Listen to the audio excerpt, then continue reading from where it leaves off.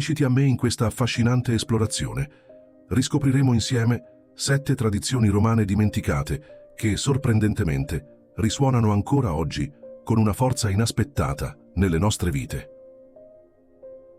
I Romani, maestri di un'eredità culturale sconfinata, ci hanno lasciato un patrimonio di usanze, molte delle quali, ahimè, sono state sommerse dalle implacabili dune del tempo. Eppure, come gemme nascoste sotto la sabbia, alcune di queste antiche pratiche custodiscono lezioni di inestimabile valore per noi, moderni cercatori di significato, specialmente quando il faro guida è lo stoicismo. Avventurandoci nell'esplorazione di queste tradizioni obliate, potremo dischiudere una comprensione più profonda di come forgiare un'esistenza più ricca di significato e straordinariamente resiliente. Nel turbine incessante del mondo contemporaneo, con la sua frenesia e il suo caos, è fin troppo facile smarrire la bussola della saggezza ancestrale. Siamo costantemente inondati da un diluvio di informazioni e l'impresa di discernere ciò che possiede un'autentica importanza si fa sempre più ardua.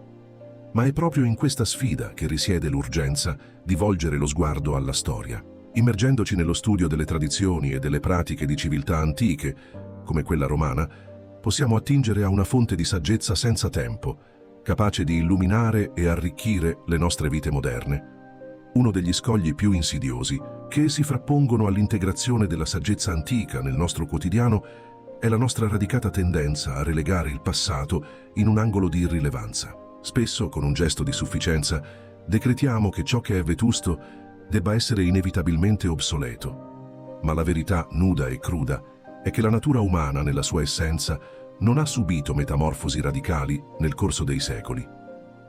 Troviamo ancora a fronteggiare le medesime sfide e tribolazioni fondamentali che angustiavano le genti dell'antichità. Riconoscendo questa innegabile continuità, possiamo finalmente iniziare a percepire il valore intrinseco nell'apprendere dalle esperienze di coloro che ci hanno preceduto.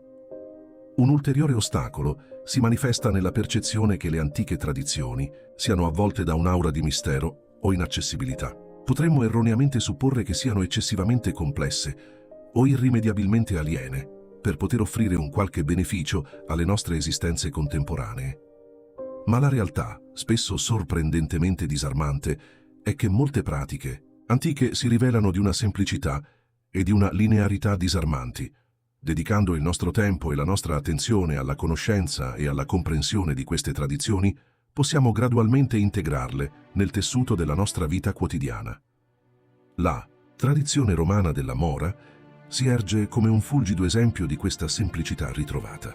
La Mora non era altro che la saggia consuetudine di sottrarsi al vortice delle attività quotidiane per concedersi un prezioso intervallo di riposo e rigenerazione.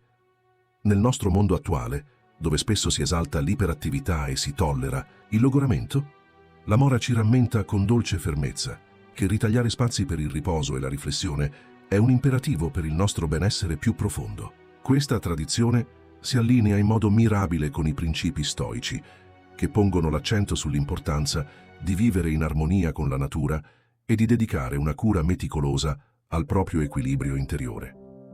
La tradizione romana della vigilia si presenta come un altro potente paradigma.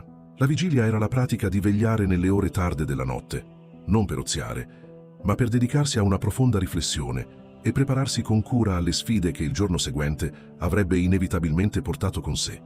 Questa usanza ci svela l'importanza di coltivare momenti di introspezione e di autoanalisi.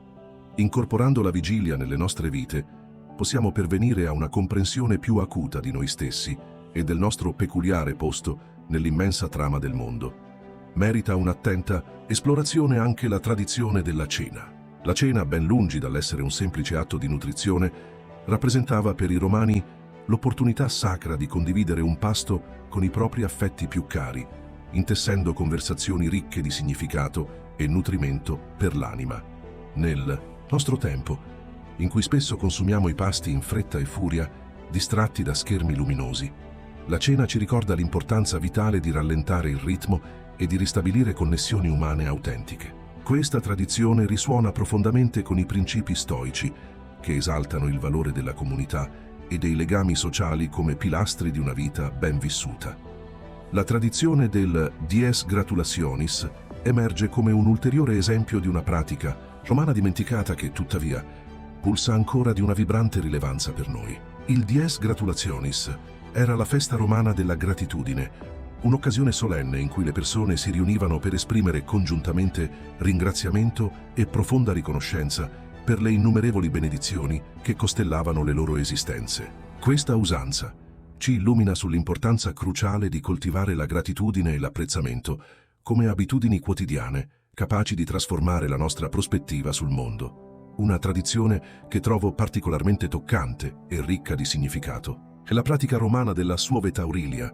La Suoveta Aurilia era un rituale complesso e solenne in cui i romani offrivano sacrifici agli dei, non in un cieco atto di sottomissione, ma come un'occasione per riflettere profondamente sulle proprie azioni e sulle proprie responsabilità. Questa tradizione ci disvela l'importanza di assumerci pienamente la responsabilità delle nostre scelte e di dedicare tempo ed energia a una ponderata riflessione sui nostri valori più intimi. Incorporando la Suoveta Aurilia nelle nostre vite, possiamo pervenire a una comprensione più acuta di noi stessi e del nostro singolare ruolo nell'intricato arazzo dell'esistenza. Integrare queste antiche tradizioni nel tessuto delle nostre vite può innescare un impatto profondo e trasformativo sul nostro benessere e sulla nostra felicità. Dedicando tempo ed energia alla riflessione sui nostri valori e sulle nostre azioni, possiamo gradualmente iniziare a vivere con maggiore intenzionalità e autenticità. Questo processo, a sua volta, può condurci a un più profondo senso di realizzazione e a una chiara percezione del nostro scopo nella vita.